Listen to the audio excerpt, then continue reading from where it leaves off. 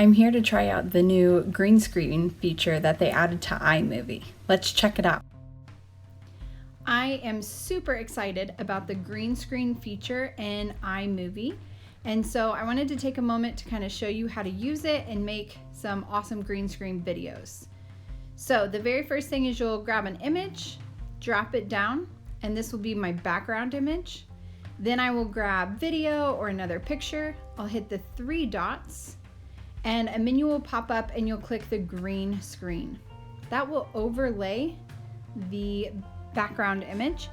And then you'll also notice that I have kind of some ghosting there around my face. And so you can edit that and click on the image or the top layer and adjust it in the strength. So you can see in green screen, it can go a little too far. So you kind of have to find that happy medium of getting rid of some of the ghosting, but leaving your image clear. You can also drag the corners, which I'll show you in a little bit how that's helpful. So you can see that that is overlaid now.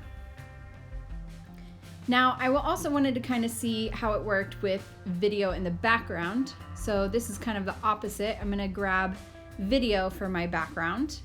And then I created actually a title, I guess you would say in Keynote, but I used a green background so that it was like a green screen.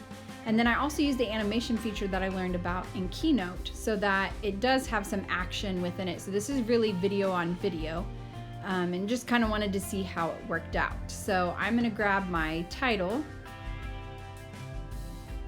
That's green screen. I'm gonna hit the three dots and click the green screen. It's gonna overlay my video.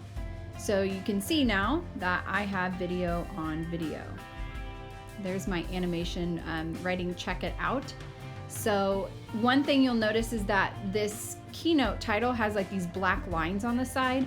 I didn't bleed over my background color, or when it saved it created that. So that's where those drag features where you can cut out part of the area is really helpful. So I'm actually gonna cut out part of that and get rid of those black lines. This is also helpful if you're having some ghosting issues. If it's part of the video that's not important, you can actually cut it out and that would make it cleaner. The only option that I know is missing from some of the other green screen apps is the multiple layers. So in some of the other apps, you can have 3-4 layers of images and video. And in the green screen feature in iMovie, you can only have one layer. So that's just one thing to keep in mind, but I'm super excited to have a free version of green screen that's available to my students so that it's not just on teacher iPads.